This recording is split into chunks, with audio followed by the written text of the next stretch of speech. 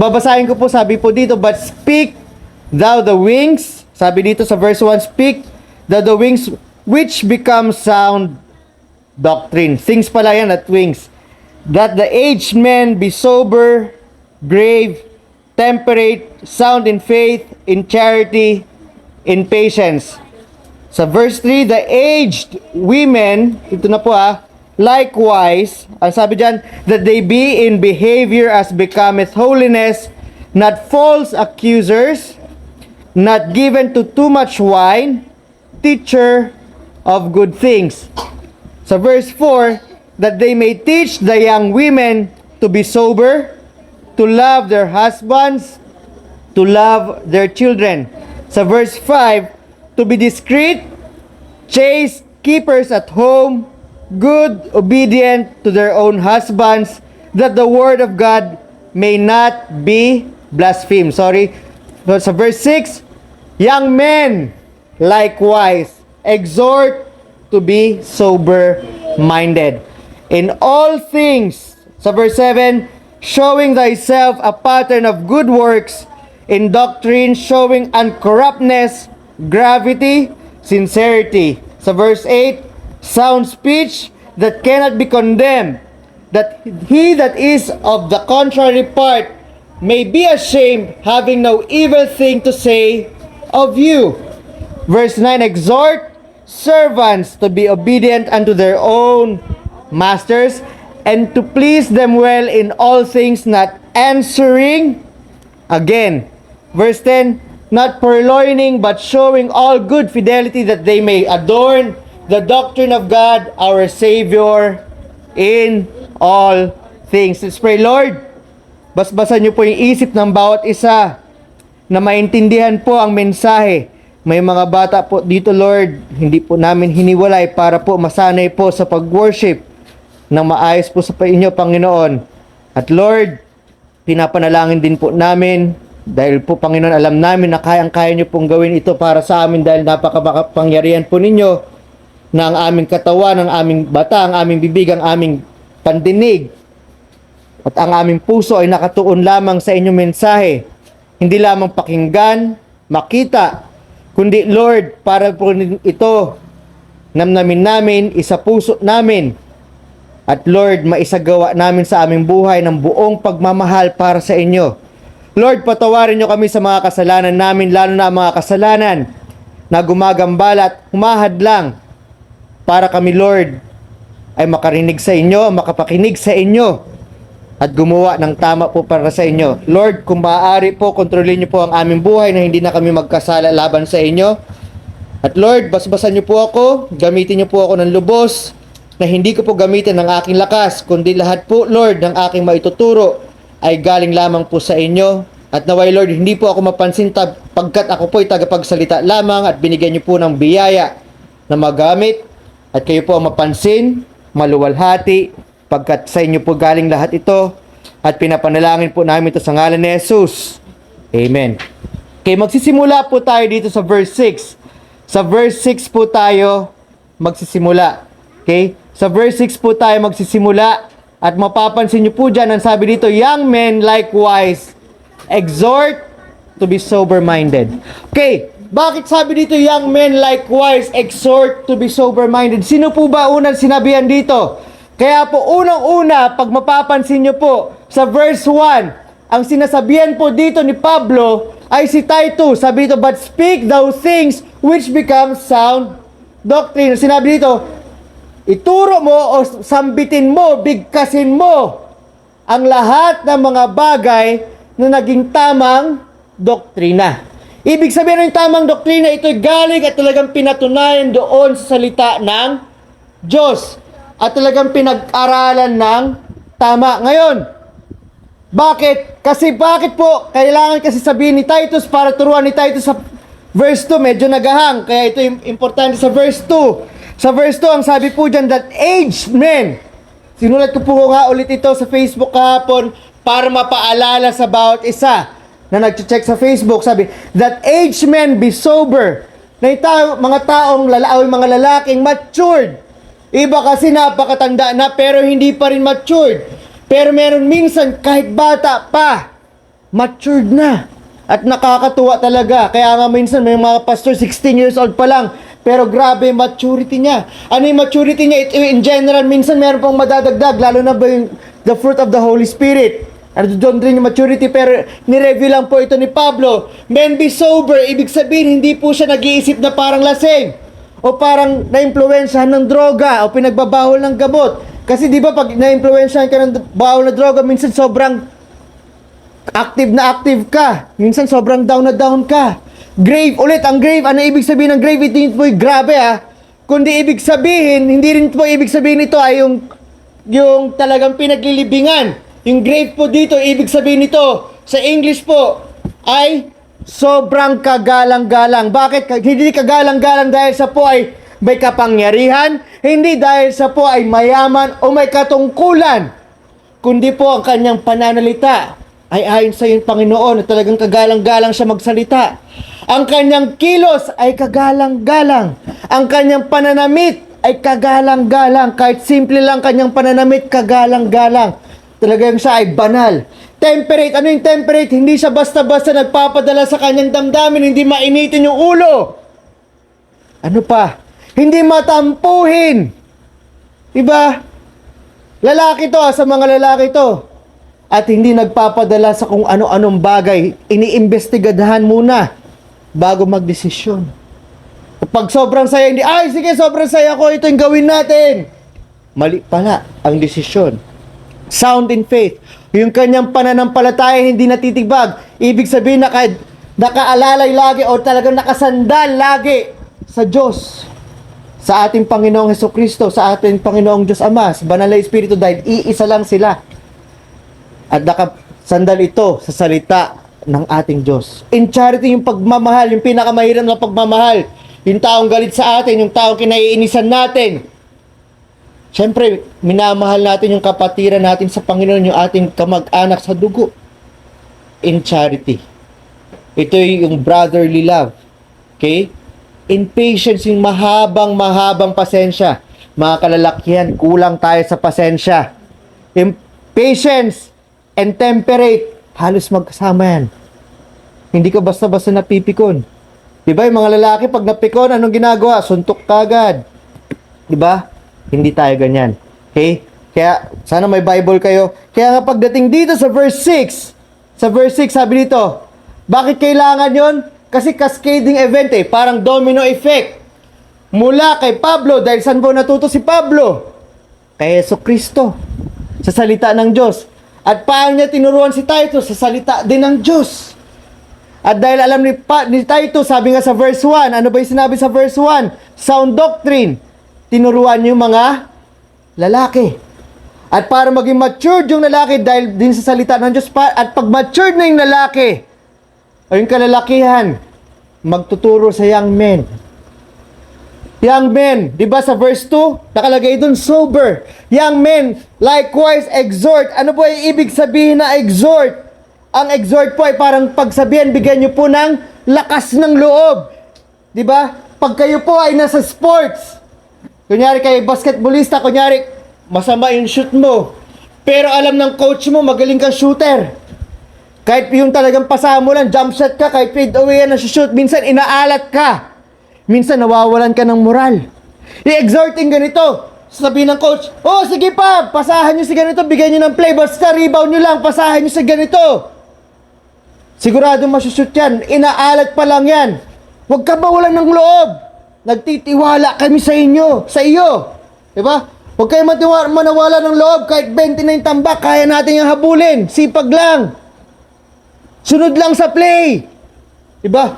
Tapos mamaya sabihin ng coach, magbibigay ng mga speech na napakaganda. Talagang lalakas si loob nyo. Woo! Sabi kayo, yan lang pala tara! Hanggang sa manalo kayo. Kahit matalo, hindi kayo nawawalan ng loob. Ganun po yung exhort para binibigyan nyo ng lakas sa loob. So yung lakas ng loob na nagtuturo, hindi na yung pagtuturo na parang binibaby nyo kahit masakit. Sige, kaya natin yan. Kahit masakit, gawin natin ito. Ganun po ang exhortation. Galing po sa salita ng Diyos. Young men, likewise exhort to be sober-minded. Matuturuan nyo ba yung young men? Pag tayo mga men, kapag hindi pa matured, pag wala sa tamang pag-iisip, nakala mo lasing lagi. Nakala mo'y nakadroga lagi, kala mo sabog. Hindi po natin matuturuan yung taong ganun. Kahit hindi man tayo lasing o nakadroga, pag-iisip natin ay tuliro. Paano natin matuturuan yung young men? Okay? Kaya po, ganito ang discipleship natin. Ngayon, medyo mas stricto ako sa mga alam ko, mas matatag na yung pananampalataya. Men, ladies, hindi ko kayo tinitingnan sa edad. Tinitignan ko kayo sa measure ng pananampalataya na pinapakita ninyo.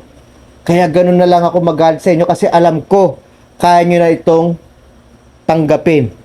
Hindi katulad, mapapansin nyo nung bata pa kayo sa pananampalataya, mga pakonti-konti lang, ngiti-ngiti lang ako sa inyo. Pero ngayon minsan, pagsasabihan ko kayo na medyo tagos na talaga. Kaya ganun, kasi gusto ko kayo maging example sa darating na mga susunod na maliligtas na bago. Paano pag kayo po ay parang tuliro lagi, na wala sa tamang pag-iisip, lagi kayong tulala? Yan ba yung aking tutularan? Sabihin, dapat nasa tamang pag-iisip ako lagi. Dapat sharp lagi yung pag-iisip ko. Pag tinanong ako, ay parang lutang ako. Pag tatanungin kayo, parang lutang, paano ako magiging sharp? Hindi ako maniniwala dyan. Kasi ganun po paano ka magbibigay sa isang tao pag wala ka? Kunyari, ito na lang, kasi poging-poging to si Prince, siya yung pinakabata. Paano ko bibigyan ng piso si Prince pag wala akong piso? Diba? Sabihin ko, Joshua, may piso ko ba dyan? Bibigyan ko si Prince. Ibig sabihin, nagkautang pa ako kay Joshua para lang bigyan ko si Prince. Diba? Paano kayo magbibigay na ehemplo na kayo po ay nasa tamang pag-iisip sa lahat ng oras pag kayo'y laging tulala, lagi kayong tuliro, hindi nyo alam kung ano ang inyong gagawin. Kasi mahirap maging sober-minded pag kunyari meron kayong problema at lagi na lang kayo nakatulalang ganun. Huy! Diba? So, ang hirap maging sober-minded pag malalim ang inyong pananampalataya kahit anong problema dyan. Sharp ang inyong pag-iisip. Yung pag-iisip nyo, alam nyo kung ano yung gagawin doon dahil nakatutok kayo sa salita ng Diyos. Dahil sobrang pagmamahal nyo sa Diyos, nakatutok kayo sa salita ng Diyos, alam nyo ang gagawin. Hindi kayo namumroblema, kundi patuloy-tuloy kayo nagdarasal, Lord, tulungan mo ako dito sa problema ko ngayon. Kailangan pong malutas at ako'y nagtitiwala sa iyo, Panginoon. Kaya hindi ka nawawalan ng pag-asa. Kadalasan katulad yan sa nangyari kay David nung mamatay yung kanyang anak dahil nagkaroon siya ng pagkasala. Siya po ay hindi nawalan sa pag-iisip, kundi talagang tuloy-tuloy lang siya nagdarasal sa Panginoon. At alam niya, kaya ng Diyos, kung gugustuhin lamang ng Diyos sa buhay ng kanyang anak, mabubuhay ang kanyang anak. Ganon din tayo, kaya pag tinunong tayo, kahit punong-puno tayo ng problema, alam natin ang ating sasabihin kasi hindi tayo nawalan ng pag-asa. Tayo po ay sa tamang katatagan ng pananampalataya, kaya matatag ang ating isip. Men, kailangan matatag ang inyong paninindigan at ang inyong pag-iisip. Pag-iisip saan? Sa salita ng Diyos. Para hindi kayo mabaliw. Para hindi kayo mawalan ng loob. Bakit? Kasi lalaki ang pinakahaligi ng tahanan pag kayo naging tatay at may problema ang inyong pamilya at kayo pa yung unang-unang magigiba, anong mangyayari sa inyong pamilya?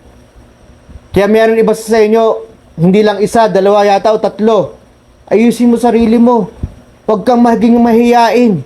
Tatagan mo sarili mo. Ikaw manguna sa lahat ng mga diskarte. Ikaw ang lalaki sa inyong bahay. Marami-rami ako sinasabihan sa inyo, hindi lamang isa. Kala nyo siguro isa kasi pa-isa-isa ko kayong kinakausap. Marami-rami rin. Kailangan nyo maging matatag. Kasi pag kayo po ay nawalan sa tamang pag-iisip, paano ang inyong pamilya? Kawawa ang inyong asawa, kawawa ang inyong mga anak. At ipapasa nyo ito sa mga bata, sa younger men, o sa younger generation na bagong ligtas kahit may edad na yan. Makikita nila, uy, si brother ganito, ang bata pa lang, pero talaga ang tatag ng isip, bakit ganun? Kaya meron kang di ba? Meron kang karapatan, turuan sila, kasi nakikita nila by example, nagagawa mo ito dahil napakatatag ng inyong pananampalataya sa Diyos tumatatag ang inyong isip, nagiging sober kayo lagi. At sinabi dito sa verse 7, di ba? In all things, showing thyself a pattern of good works. At sabi dito, sa lahat ng bagay. Hindi lang isa, hindi lang dalawa, hindi lang pinili ng iyong kagustuhan, kundi lahat ng bagay. Lahat ng bagay showing thyself a pattern. Ano yung pattern? Di pag meron kayong ginagawa, kunyari, kayo po, siguro lahat tayo ay meron alam sa pagtatanim. Ano yung pattern para magtanim ng palay? Di ba? May pattern yan, may mga, anong tawag dito? May spacing yan. Alam natin kung gaano kalayo yung bawat tanim ng isang palay. Ilan sa bawat isang tutusok ng mga palay, ilang palay na doon? 2, 3? Pag hybrid to, gaano kalapit sa isa't isa? Pag ito po ay inbreed, gaano kalapit sa isa't isa? Kung gaano po kataas yung tubig, pag ganito ba, kung kunyari bagong tanim yung palay, gaano ka dapat kataas lagi yung tubig? Pag malapit ng mamulaklak yung palay, ano po ba dapat ang ating ni-spray sa palay? Gaano kataas ang tubig? Kasi may pattern. May sinusunod tayo. So dito sabi dito, in all things showing thyself a pattern. Saan bang gagaling ulit yung pattern natin? Sa salita ng Diyos. Saan din ang gagaling yung pattern ng iba? Sa kinikilos ng bawat isang mananampalataya. In this case, para po in context, young men, titignan yung mas nakakatanda. O young men in faith, titignan yung mas matagal na sa pananampalataya. Sabihin natin, kailan ka naligtas? Ako naligtas po ako 2013. So dapat, ilang taon na yung 2013? So 11 years old na ako sa pananampalataya. So dapat mas matindi po ang pattern na napapakita ko dahil dapat mas sumusunod ako sa salita ng Diyos. Dahil mas marami na ako nabasa sa salita ng Diyos dahil ang sa akin po, naturuan po ako ng aking pastor sa Subic Bay Baptist Church na dapat lagi ako magbasa ng Bible, yung buong Bible from Genesis to Revelation once a year. Laging pinapaalala sa akin yan ni Pastor Ted, kaya po pinapasok ko sa inyo. Dinidisciple ko rin po kayo. At habang mas binabasa ko yon, kahit minsan minamabilis ko po, may devotion pa rin po doon. Hindi lang yung binabasa ko, may devotion pa po doon. May memory verse pa po doon. Ganun po ka-importante para lumago. Kaya mas marami akong naiintindihan. Mas maraming pattern dapat. Mas marami akong alam na batas ng Diyos na dapat ginagawa ko ng buong puso sa pang-araw-araw ko. Kasi dapat maging pattern ako sa mga mas nakakabata sa akin sa pananampalataya. Hindi pwedeng ang tagal-tagal na natin, siguro yung iba sa inyo na save dito mas matagal pa sa akin. Okay lang na hindi kayo pastor, pero yung inyong ugali naka-pattern ba sa salita ng Diyos? Kasi yung iba, lalo na yung bata, tinitignan kung ano ugali ng mas nakakatanda. May mga commercial po noon. Ang laging commercial noon, nung bata pa ako, 1990s. Pag nakikita, meron doon yung isa, nakapila sa jeep, sumingit yung nanay. At ang sabi, alam ko Nestle ito eh, sabi ng Nestle, ang ginagawa ng matanda ay gagayahin ng mas bata. So ganun po tayo. Elderly men, lalo na pag ikaw sinasabi mong mananampalataya ka na, matagal na. Dapat ikaw ang gagayahin ng bagong mananampalataya. Wala tayong excuse. Kaya po ganito katindi sa sabi ko, basa kayo ng basa. Bakit? Kasi una sa lahat, uunahin natin yung Diyos. Uunahin natin yung Diyos sa lahat-lahat. Kaya napaka-importante, sa paggising pa lang natin, ano ba ang dapat basahin? Meron po ako nilalagay sa Facebook. Excuse siguro sila Mang Jaime dahil hindi sila nakabasa ng Facebook, pero meron silang Bible. Basahin, wala pa yung devotion na binibigay ni pastor. Basahin na natin yung verses. Maghanap tayo ng memory verses sa sauluhin sa araw na ito. Kahit kalimutan mo yan bukas, pero at least may maalala kang memory verse. Maalala. At hindi lang minememorya, sinasa puso. At sa sobrang pagmamahal natin sa Diyos, isasagawa. Pagpapracticein natin ng papraktisin yan habang tumatagal, magiging ugali na natin yan. Diba? Yun din po ang sinasabi ni Pablo. Practicein natin ang practicein. Para pag ikaw tumatakbo, practicein natin ang practicein. Habang tumatakbo, mas gumaganda. Sa Philippians chapter 4 yan, sa isa sa mga ipipreach ni Brother Eton yan. Habang tumatagal na pinapractice natin ang isang bagay, hindi pala, sa 1 Corinthians pala, Corinthians yan, sa incorruptible crown. Habang tumatagal na pinapractice natin isang bagay para sa Diyos dahil mahal natin yung Diyos, mas nagiging ugali na natin gawin yan ng buong puso at hindi na tayo magkakamali. Okay? So dito po ulit. So dito, pattern of good works. Ang daming good works. At itong good works ito ay hindi pakitang tao, kundi may pagmamahal sa Diyos. Isa sa favorite verse ko, John 14:15, if you love me, keep my commandments. Hindi ibig sabihin tinatago. Kinakatago-tago mo yung utos ng Diyos kasi gusto mo tong gawin. Sa sobrang pagmamahal mo sa Diyos. Ganun ba tayo? Sana amen. In doctrine, sabi dito, in pattern and good works, in doctrine, sa pattern and doctrine, showing uncorruptness. Ano ba yung doktrina? Ang dami nating doktrina. Doctrine of God. Doctrine of salvation. Diba? Ano pa? Yung mga tinuro ko na po sa inyo, marami pa yan. Doctrine of the church.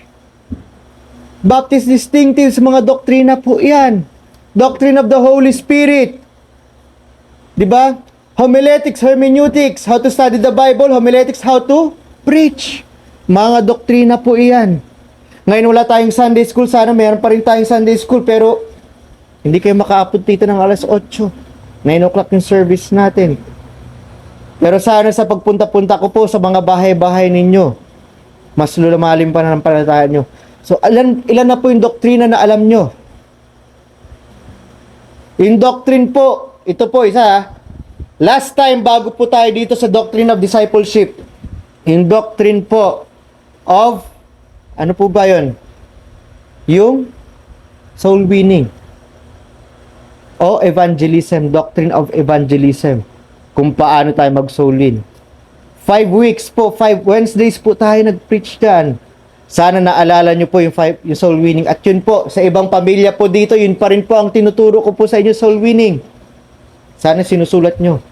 Hindi si pastor yung nagsusulat. Yung mga memory verses na tinuturo ko sa inyo, ano ba yung Romans 3:10? There is none righteous, no, not one. Diba? Ano yung Romans 3:23?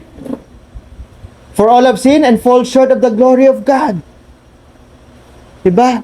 Marami yan. Romans Road, tinuturo ko po sa inyo. At binibigay po natin, inaalam ko po ang inyong testimonya sa inyong buhay para po sa itong doctrine po na ito. Bakit? Kasi paano nyo maituturo itong doctrine ito lalo na mga men? Paano nyo matuturo ito sa mga anak ninyo, sa inyong mga asawa? Dapat sa inyo nanggagaling ito. Diba? The doctrine showing uncorruptness. Kasi yung doktrina po ay galing po sa salita ng Diyos. At yung doktrina po na ito, marami pong cross-reference, marami pong parallel verses. Hindi lang ito binunot-bunot sa Biblia. At nakakonteksto po ito. Showing uncorruptness. Ibig sabihin, hindi po natin ito binaboy o binunot lamang dahil, oy, ito yung maganda. Diba? Minsan may mga doktrina po dyan ng claim it and receive it. Paano pag mali po yung ating prayer, hindi po ayon sa kagustuhan ng Diyos, hindi nyo marireceive yan. Hindi totoo yun. Ang ating prayer na masasagot ay ayon po sa kagustuhan ng Diyos. Kaya dapat alamin nyo yung salita ng Panginoon at yung prayer nyo po. Gagabayan po kayo ng banal na Espiritu na yung prayer nyo po ay ayon po sa kanyang kagustuhan. At yun po yung masasagot. Okay? So pattern din, may gravity. Ano yung gravity ulit? Ito yung grave. Yung grave. Grave ka naman. Grave kang kagalang-galang. Di po ba? Paano maging kagalang-galang yung mas bata sa iyo kung saan-saan? Paglabas mo pala ng kwarto mo, nakahubad ka na. Paglabas mo pala ng bahay nyo kung saan-saan ka iihi. Alam ko po, sanay tayo sa ganyan. Pero magkahiya naman tayo. Hindi tayo kagalang-galang. O, lalaki tayo. Lalaki ako, kaya iihi ako kahit saan pader dyan. Pero hindi po ito gusto ng Panginoon na nakikita yung ating kahubaran. Itatago natin yung ating kahubaran. Kagalang-galang tayo, paano tayo magsalita? Mas malala pa tayo sa hindi edukado. Edukado po kayo. Hindi edukado na nakatapos kayo ng college, edukado po kayo sa salita ng Diyos na mas mahalaga kaysa sa college degree, kaysa sa doctoral degree. Kaya kagalang-galang kayo. Magiging kagalang-galang kayo kasi alam niyo yung salita ng Diyos. Kasi magiging banal kayo. Kung paano kayo magsalita, paano kayo kumilos, brusko pa ba kayo? Kaya nga minsan, mapapansin nyo, huwag kayong ganyang kumilos. Hindi ganyan. Kasi nakakabastos yan. Okay? At pag tinignan nyo pa, may Bible verses kadalasan yan. Kaya ganun din kayo, dapat maalam kayo sa Biblia, mag-aral kayo ng Biblia para magabayan nyo yung mas mabababa po. Dahil sila po, kahit sabihin yung college graduate yan, doctorate degree yan, presidente pa yan ng Pilipinas, pag hindi po sila well-versed sa Biblia at wala silang pananampalataya o bago pa lang ang kanilang pananampalataya, madadapa at madadapa yan. At meron silang kailangan tingalain. Nung Sunday po, si Pastor Sauko, siya po ay isang pastor doon sa Pasay Bible Baptist Church. Alam niyo po kung sino yung mga members niya, ginagalang siya. Members niya, general ng pulis, general po, tenient, colonel ng mga scout ranger, presidente ng Citibank yata or vice president ng Citibank, presidente ng mga bangko. Pero grabe yung kanyang paggalang sa kanya. Hindi siya humingi ng paggalang. Pero nagbabasas po sila ng Bible. Nakikinig po sila kay Pastor Sauko kung ano yung mga discipleship program na meron si Pastor Sauko. Dahil si Pastor Sauko po, hindi dahil sila po ay nakatingin kay Pastor Sauko, kundi nakikita po nila na ginagawa niya yung salita ng Diyos. Lagi niyang reminder nung Sunday sa aming mga pastor tsaka mga members po doon ng Temple Bible Baptist Church sa Malolos. Hindi dahil sa akin, hindi dahil sa inyo, at hindi dahil sa atin, kundi sa Diyos. So yun po, paano kayo magiging kagarang-galang? Sincerity. Di ba minsan wala tayong makikita nyo? Galing sa ilong naman yung taong yan eh. Mga sinasabi niyan eh. Pero wala namang sinseridad yan. Pagtalikod mo, meron ng ganyan yan. May salita. Magsasalita na yan talikuran. Walang sincero. Diba? Kahit ako sumasablay ako dito eh. Pag nagsabi tayo sa isang tao, gagawin natin. Pag hindi kaya, sabihin natin na mas maaga. Habulin natin, pagpasensyahan natin. Bawi tayo next time. Kasi makikita yung sinseridad mo pag lalo nag-set ka ng appointment sa isang tao. Kaya nga 'di ba sabi ko, dapat pa lang kahit sa church, sincere ba kayo sa Panginoon? Anong oras kayo pag Sundays dumarating? On time ba kayo? Bakit? Kasi mas importante yung Diyos. Sa inyong trabaho, on time ba kayo? Sincere ba kayo sa trabaho nyo dahil nagtatrabaho lang kayo para sa pera? Pag tinignan nyo Romans chapter 13, dapat nagtatrabaho kayo para sa Diyos eh. At yung mga tao, yung mga amo ninyo, binibigyan nyo po ng galang. Kahit pinakamasama yan. Gusto nyo po iangat yung opisina, yung negosyo ng nagpapasweldo sa inyo. Kasi yung pinakaboss nyo po yung Diyos. Sincero kayo. Una sa lahat sa Diyos. Pag may sarili kayong negosyo, sincero ba kayo sa kausap nyo? Namimit nyo ba yung mga deadline, yung mga pinag-usapan nyo sa inyong kausap o hindi? Ganun po. Wala po tayong fancy outlines, kundi iniisa-isa po natin itong mga bagay sa verse 7 and 8. 6, 7, and 8. Okay? Dahil sa young men. Next, sa verse 8 ng Titus chapter 2, sound speech. Ang inyong pananalita ba? Paano ba kayo magsalita? Ang sound speech po ay maayos na pagsasalita. Nasabi na po natin yan sa gravity, sound speech. Pag nagsalita rin ba kayo, pag kayo nagturo din ng salita ng Diyos ay tama. Men, lahat kayo magtuturo. Obligasyon nyo po yan sa pagiging pamilya ninyo.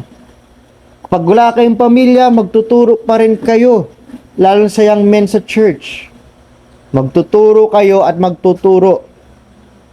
Ganon din, ladies. Kaya nga meron tayo last week, nasama na yung ladies. Sound speech. Huwag nyo sabihin na, pang men lang yun, di na makikinig ako, sabi ng mga babae dito. Kayo din. Okay?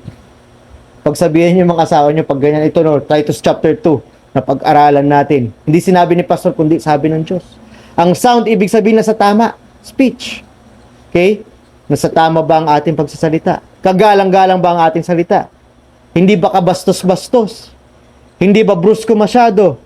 Ito ba ay tama? Ito ba ay hindi chismis?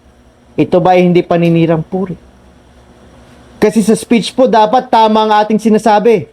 Pag hindi po natin alam, di ba kaya bumabalik tayo lagi sa chapter 18 ng Matthew, pagdating po sa church, discipline. Hindi tayo basta-basta nagdidisiplina ng tao. Kailangan muna natin kausapin. Kasi kailangan natin malaman yung panig. Hindi dahil narinig mo sa iba, ayun na rin yung katotohanan. Hindi dahil iniisip mo yun na, yun ang katotohanan. Ang laman po natin, mapagbintang. Tandaan niyo po yan. Yung puso po natin sinungaling. Tandaan niyo po yan. Kaya huwag tayong babase sa ating isip at sa ating puso. Magbase tayo sa salita ng Diyos. At sinabi ng salita ng Diyos, alamin yung totoo. Sound speech. Kesa maging kayo sa isa sa mga kasuklam-suklam sa Panginoon na nagsisimula ng paghiwa-hiwalay ng kapatiran. Iwasan po natin yan. Sound speech that cannot be condemned. Kahit kailan, hindi ito masasabihang mali. Sasabihin nilang mali kasi ayaw nilang maniwala sa salita ng Diyos eh. Okay lang yun. Pero sasabihin nilang mali ang iyong sinasabi o iyong pananalita kasi mali ito sa salita ng Diyos. Nakakahiya yun. Kaya kailangan po natin, men, let's be mature. Kasi tuturuan niyo yung younger men. At pinagbabawal po sa Biblia na magturo yung kababaihan pag young adults na yung lalaki. Hanggang before, siguro hanggang 11 years old and below, pwede pang turuan ng babae yan. Pero pag 12 years old and above, lalaki na magtuturo dyan. Maging biblical tayo. Sabi dito, that he that is of the contrary part may be ashamed. Bakit? Para hindi ka masumpa o mapahiya. Para kung sino man yung talagang kaaway o talagang bakbakan sa'yo, ay mahiya. Bakit? Kagalang-galang ka eh. Tama ang iyong salita eh. Kahit sabihin mong pinapagalitan mo siya, nasa tama ka kasi. Bakit? Dahil tama sa salita ng Diyos, hindi tama sa ating pag-iisip. Kapag nauna po kayo dahil hindi ko po nalagay yung devotion dito sa ating group chat. Diba? Do not judge. At doon po huwag kang maghuhukom ayon sa iyong talino. Pero pag iintindihin mo po yan, maghukom ka ayon sa salita ng Diyos. Kasi yung paghuhukom, pag sarili mong talino rin at mali yan, dapat ikaw rin di mo ginagawa. Pero pag dahil sa salita ng Diyos, kasama ka pa rin doon, paghuhukom ngayon. Kaya nga, maghuhukom ka sa isang tao, mali yung ginagawa mo, kapatid.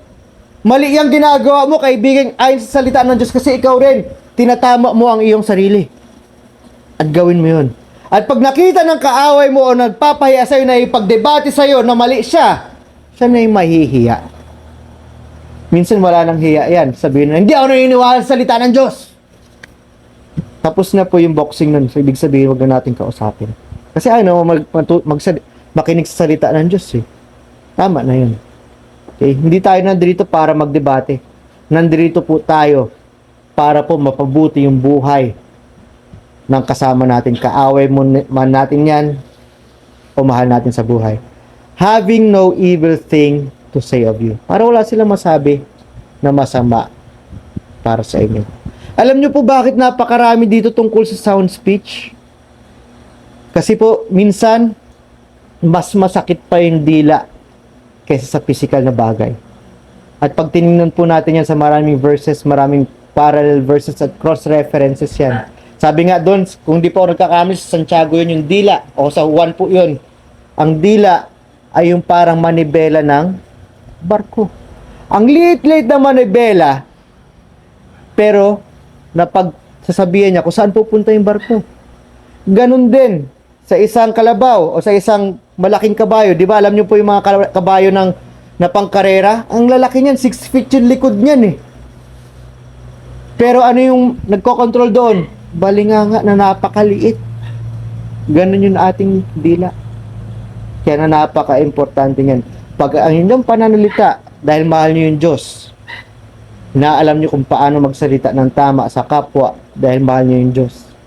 Ito mga bagay na ito, hindi kayo mapapahiya, yung kabila ay mahihiya, at wala silang masasabing maling bagay tungkol sa iyo. So men, magpa-disciple kayo. Ganon din women, pag binalikan po natin ito, ganon din yung kababaihan. Kailangan po natin yan, magbasa ng Bible. Magbasa rin po ng devotion, mag-memory verse tayo. I-practice po natin yung soul winning. Kasi pag hindi nyo pinapractice yung soul winning habang buhay kayo mahihiya. Ngayon, pag dumating po si Pastor Lawrence sa atin, at sabi meron tayong public preaching doon sa palengke ng Santa Cruz, sana sumama kayo. Siguro hindi pa kayo nakakasama sa akin sa bus preaching. Pero mas matindi yung preaching sa palengke o sa parke. Isipin nyo saan yun. Ito yung Santa Cruz Market. Kaharap nyo yung Santa Cruz Catholic Church.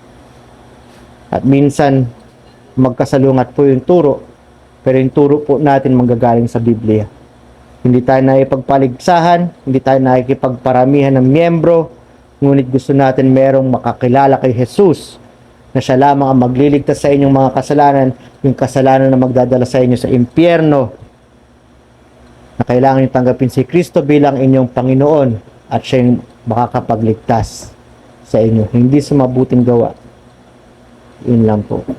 So pag kayo po ay meron kayong mga problema sa mga bagay na ito, napakahirap na mga bagay na ito na gawin. Isipin nyo, dapat ganito pala yan, dapat ganyan. Ang hirap pong gawin. Bakit hindi nyo ipag-pray sa Panginoon? Ako'y nagkukulang dito. Ako'y tamad mag-memory verse. Ako'y tamad mag-Bible reading. Ako'y tamad sa mga bagay na ito. Lord, tulungan nyo po ako. Pag kayo talaga mula sa puso nyo, at gagawin nyo po yan, pagbibigyan po kayo ng ating Panginoon. Okay? So wag po kayo mawala ng pag-asa. Kasi ito po yung ating kagustuhan ng Panginoon. So let's pray. Lord, salamat po Panginoon sa talino na binigay niyo po sa akin. Lahat Lord ng tama na sinabi ko na ayon sa inyong Biblia ay galing po sa inyo, hindi po galing sa akin ito. At naway Lord, kayo po ang maiangat, hindi po ako. At naway Lord, kung meron po ako mali, naway i-rebuke niyo po ako, gamitin niyo po yung aking mga kasama ngayong oras. At naway Lord, bawat isa po sa amin ay mag-mature. At habang tumatagal, mas mag-mature kasi walang hanggan po ang aming pag-aaral po ng inyong salita. Dahil habang buhay po kami, nasa flesh po kami, hindi kami perfecto, Panginoon. Perfecto ang aming kaluluwa, kaya alam po namin na makakapunta kami sa langit. Ngunit Lord, i-perfect din namin ang aming pag-uugali habang nandito po kami sa makasalanang katawan po namin.